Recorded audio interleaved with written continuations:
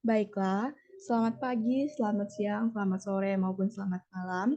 Yang saya hormati Bapak Yanto SE MSc selaku dosen pengampu mata kuliah pengantar ekonomi mikro. Perkenalkan, nama saya Arca Anggela Della. Di sini saya akan mempresentasikan sebuah materi yang berjudul Perilaku Konsumen beserta implikasinya terhadap keputusan pembelian.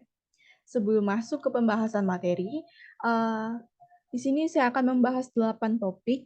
Yang pertama ada pemasaran, yang kedua pemasaran jasa, yang ketiga peran pemasaran jasa, yang keempat perilaku konsumen, yang kelima faktor-faktor yang mempengaruhi perilaku konsumen, yang keenam ada keputusan pembelian, yang ketujuh ada proses pengambilan keputusan, dan yang kedelapan ada pengaruh perilaku konsumen terhadap keputusan pembelian. Baiklah, kita masuk ke materi yang pertama. Ada pengertian pemasaran. Pemasaran diartikan menurut dua pendapat para ahli. Yang pertama menurut Kotler pada tahun 1999, yang diterjemahkan oleh Tono, yaitu manajemen pemasaran adalah proses perencanaan dan pelaksanaan konsepsi penentuan harga, promosi, distribusi, jasa, dan gagasan untuk menciptakan pertukaran dengan kelompok sasaran yang memenuhi tujuan pelanggan. Selanjutnya ada pengertian menurut Kotler dan Armstrong pada tahun 2001. Pemasaran adalah fungsi bisnis yang mengidentifikasikan kebutuhan dan keinginan pelanggan atau customer, menentukan pasar sasaran yang paling dapat dilayani dengan baik oleh perusahaan, dan merancang produk, jasa, dan program yang tepat untuk melayani pasar tersebut. Dari kedua definisi di atas dapat disimpulkan bahwa pandangan sempit pemasaran adalah eh, kemasyarakatan lebih bertumpu pada pertukaran yang dapat memenuhi kebutuhan dan keinginan, sedangkan pandangan luas atau bisnis mengarah pada sistem secara keseluruhan dari perusahaan. Selanjutnya ada pengertian pemasaran jasa. Pemasaran jasa sendiri itu merupakan salah satu faktor yang tidak kalah pentingnya dengan pemasaran produk berwujud. Pemasaran jasa itu harus dapat menaksirkan kebutuhan-kebutuhan konsumen dan mengkombinasikan atau melihat keadaan pasar. Ada salah satu pendapat ahli yang mengartikan pemasaran jasa, yaitu Rupi Yowadi pada tahun 2001. Jasa adalah sebuah aktivitas ekonomi yang hasilnya tidak merupakan produk dalam bentuk fisik atau konstruksi, yang biasanya dikombinasikan pada saat yang sama dengan waktu yang dihasilkan dan memberikan nilai tambah seperti kenyamanan, hiburan, kesenangan, atau kesehatan, atau memecahkan masalah yang dihadapi oleh konsumen. Sifat-sifat pasar itu ada 5 menurut Bukhari pada tahun 1993. Sifat pasar yang pertama yaitu menyesuaikan dengan selera konsumen, di mana para pengusaha yang bergerak di bidang jasa harus mengetahui selera ataupun permintaan konsumen, baik mengenai kualitas jasa yang ditawarkan maupun dari segi pelayanan jasa atau servis harus bisa memuaskan konsumen.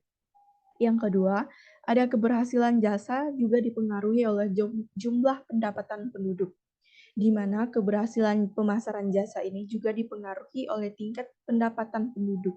Masyarakat memang masih belum banyak memakai jasa karena tingkat pendapat penduduk yang belum merata. Yang ketiga ada mutu jasa dipengaruhi oleh benda, wujud atau perungkapannya, di mana jasa sifatnya itu tidak wujud. Oleh karena itu, konsumen akan memperhatikan benda berwujud yang memberikan layanan sebagai patokan terhadap kualitas jasa yang ditawarkan. Yang keempat itu ada pada pemasaran jasa tidak ada pelaksanaan fungsi penyimpanan, di mana jasa diproduksi bersamaan dengan waktu konsumsi. Jadi, tidak ada yang dapat disimpan. Yang kelima itu ada saluran distribusi. Dalam pemasaran jasa juga tidak begitu penting, karena mengenai saluran distribusi dalam pemasaran jasa tidak merupakan hal yang penting, tetapi ada tipe tertentu yang menjadi agen perantara dibutuhkannya seperti perdagangan, saham, dan juga jasa transportasi. Baiklah, yang selanjutnya itu ada pemasaran jasa dalam perusahaan. Kegiatan pemasaran jasa tidak bermula pada akhir produksi, juga tidak bermula berakhir pada penjualan akhir. Jadi, pemasaran jasa itu harus dapat memberikan kebutuhan yang diinginkan oleh konsumen. Ini merupakan kunci kunci untuk mendapatkan daerah penjualan baru dan pesanan berulang karena perusahaan makin berorientasi pada pelanggan. Di sini peran pemasaran jasa dalam perusahaan sangatlah penting, terutama setelah proses produksi. Meskipun perusahaan kecil sekalipun, sebab hidup matinya suatu perusahaan adalah tergantung dari pemasaran jasa di dalam melempar produknya konsumen. Selanjutnya ada pengertian perilaku konsumen. Ada beberapa pengertian perilaku konsumen yang dikemukakan oleh pendapat ahli. Di antaranya menurut Mangkuanegara pada tahun 2002. Menurut Mangkuanegara pada tahun 2002, perilaku konsumen adalah tindakan-tindakan yang dilakukan oleh individu, kelompok, atau organisasi yang berhubungan dengan proses pengambilan keputusan dalam menggunakan barang-barang atau jasa ekonomis yang dapat dipengaruhi oleh lingkungan. Selanjutnya ada menurut Wanardi dalam Sumarwan pada tahun 2003. Definisi perilaku konsumen adalah proses yang ditunjukkan oleh orang-orang dalam merencanakan, membeli, dan menggunakan barang-barang jasa ekonomi. Nah, dalam definisi di atas, itu perilaku konsumen dapat ditarik kesimpulan bahwa yang dimaksud dengan perilaku konsumen adalah sejumlah tindakan-tindakan nyata individu atau konsumen yang dipengaruhi oleh faktor-faktor internal dan eksternal yang mengarahkan mereka untuk menilai, memilih, mendapatkan, dan menggunakan barang dan jasa yang diinginkan. Selanjutnya, ada dua pentingnya selanjutnya ada pentingnya perilaku konsumen. Yang pertama, tujuan kegiatan pemasaran adalah untuk mempengaruhi konsumen agar bersedia membeli barang dan jasa yang dihasilkan pada perusahaan saat mereka membutuhkannya. Menurut Amurillah pada tahun 2002, tentang perilaku konsumen dipelajari karena dua alasan utama. Yang pertama, itu ada perilaku konsumen penting dalam kehidupan setiap hari. Kalau saja setiap konsumen memiliki perilaku yang konstan, mungkin kajian tentang perilaku konsumen tidak begitu penting, karena mengingat konsumen selalu berinteraksi dengan lingkungannya, maka secara otomatis perilaku itu akan berubah-ubah, bahkan dalam hitungan hari. Perilaku konsumen ini di sini penting untuk memahami mengapa dan apa saja yang dipengaruhi perusahaan perilaku konsumen. Yang kedua, perilaku konsumen penting untuk pengambilan keputusan.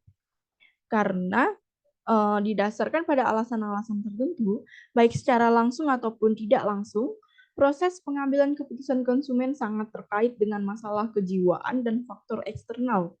Karena perilaku konsumen pemasar akan mudah untuk menggambarkan bagaimana proses keputusan itu dibuat.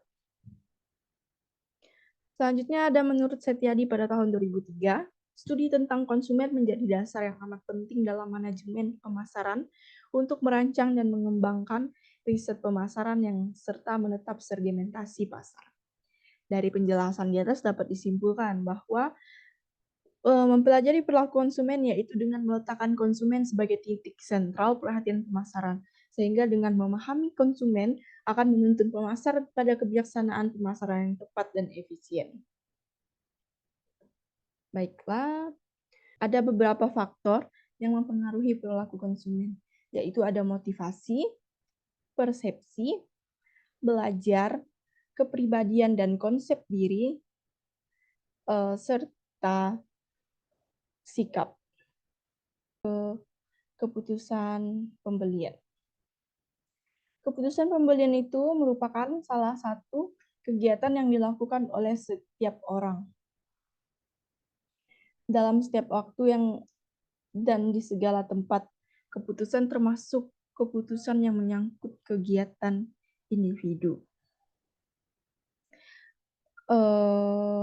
Menurut pengertian pendapat ahli yang pertama itu ada Lukiodi pada tahun 2021. Keputusan konsumen itu sendiri diartikan sebagai suatu keputusan konsumen untuk membeli atau menggunakan jasa tertentu yang ditawarkan dan didasari adanya niat untuk melakukan pembelian atau menggunakan jasa. Selanjutnya ada pengertian menurut Sadeli dan Ukas pada tahun 2000, keputusan merupakan dorongan serta keinginan yang merupakan tenaga penggerak yang berasal dari dalam diri seseorang. Jadi, keputusan adalah pembangkit daya gerak untuk berbuat sesuatu dalam rangka mencapai keputusan. Keputusan merupakan kunci mengerti tingkah laku pembeli atau langganan.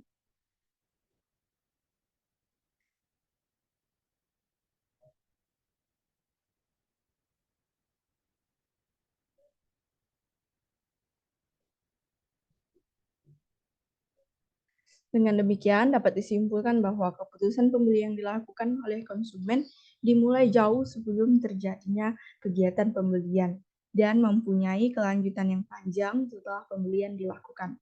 Pemasar harus meneliti konsumen untuk mengetahui jenis masalah dan keinginan dan kebutuhan yang timbul, apa yang menyebabkan rasa kebutuhan itu, dan bagaimana rasa kebutuhan itu mengarah pada objek tertentu.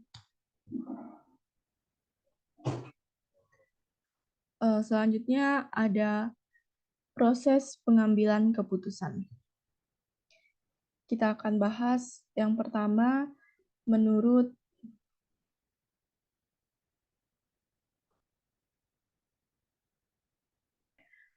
swasta dan Handoko. Pada tahun 2000, swasta dan Handoko menjelaskan bahwa sehubungan dengan keputusan untuk memberi, perilaku konsumen ini melalui beberapa proses, yaitu menganalisa kebutuhan dan keinginan, pencarian informasi dan penilaian sumber-sumber, ketiga, penilaian dan seleksi terhadap alternatif pembelian, yang keempat ada keputusan untuk membeli, dan yang kelima ada perilaku sesudah pembelian. Yang selanjutnya menurut Setiadi pada tahun 2003. Perilaku konsumen merupakan sebuah pemecahan masalah konsumen yang terdiri dari 1. Pemahaman adanya masalah. 2. Pencarian alternatif pemecahan. Yang ketiga, evaluasi alternatif. Yang keempat, pembelian. Dan yang kelima adalah penggunaan pasca pembelian dan evaluasi ulang alternatif yang dipilih. Dapat dikatakan bahwa proses keputusan pembelian dimulai jauh sebelum terjadinya kegiatan pembelian dan mempunyai kelanjutan yang panjang setelah pembelian dilakukan. Pemasar harus meneliti konsumen untuk mengetahui jenis masalah atau keinginan yang kebutuhan yang timbul, apa yang menyebabkan rasa kebutuhan itu, dan bagaimana rasa kebutuhan itu mengarah pada objek tertentu.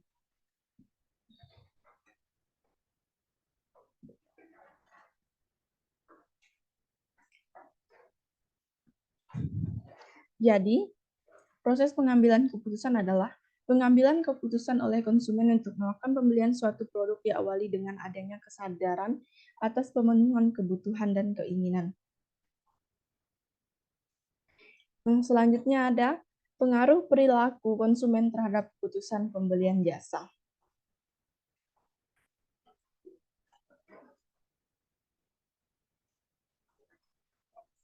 Menurut Amarullah pada tahun 2002, setiap keputusan yang diambil oleh konsumen pasti didasarkan pada alasan-alasan tertentu, baik secara langsung ataupun tidak langsung. Proses pengambilan keputusan konsumen sangat terkait dengan masalah kejiwaan dan faktor eksternal. Dengan memahami perilaku konsumen, pemasar akan mudah untuk menggambarkan bagaimana proses keputusan itu dibuat. Ada dua alasan mengapa kita harus mempelajari perilaku konsumen. Alasan yang pertama itu mempelajari apa yang dibutuhkan dan diinginkan oleh konsumen pada saat itu merupakan hal yang sangat penting. Memahami konsumen akan menuntun pemasar pada kebijakan pemasaran yang tepat dan efisien. Alasan yang kedua, mempelajari apa yang dibutuhkan dan diinginkan oleh konsumen pada saat itu merupakan hal yang sangat penting, karena memahami konsumen akan menuntun pemasar pada kebijakan pemasaran yang tepat dan efisien. Selain dua alasan di atas, mempelajari perilaku konsumen dan proses konsumsi yang dilakukan oleh konsumen memberikan beberapa manfaat. Yang pertama, membantu para manajer dalam pengambilan keputusannya. Yang kedua, memberikan pengetahuan pada para peneliti pemasar dengan dasar pengetahuan analisis konsumen. Yang ketiga, membantu legislator dan regulator dalam menciptakan hukum dan peraturan yang berkaitan dengan pembelian dan penjualan barang dan jasa. Yang keempat, membantu konsumen dalam pembuatan keputusan pembelian yang baik.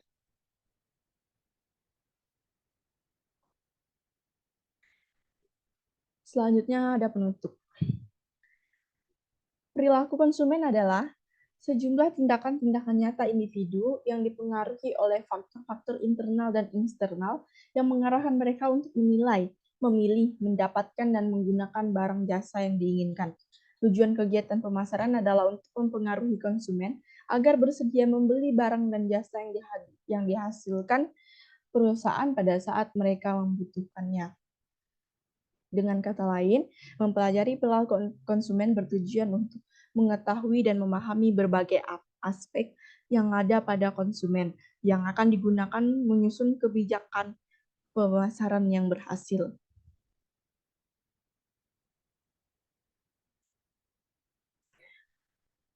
Jadi, perilaku konsumen menjadi dasar untuk melakukan kebijakan pemasaran yang didasarkan pada pemenuhan kebutuhan dan keinginan konsumen, sehingga perusahaan dapat memiliki customer loyalty. Setiap keputusan yang diambil oleh konsumen pasti didasarkan pada alasan-alasan tertentu, baik secara langsung ataupun tidak langsung. Pada proses pengambilan keputusan, konsumen akan sangat terikat dengan masalah kejiwaan dan faktor eksternal. Dengan memahami perilaku konsumen, pemasar akan mudah untuk menggambarkan bagaimana proses keputusan itu dibuat. Baiklah, sekian materi yang dapat saya sampaikan. Saya mohon maaf jika terdapat kekurangan dalam penyampaian materi, banyak kata-kata saya yang salah ataupun presentasi saya yang kurang baik. Saya ucapkan terima kasih.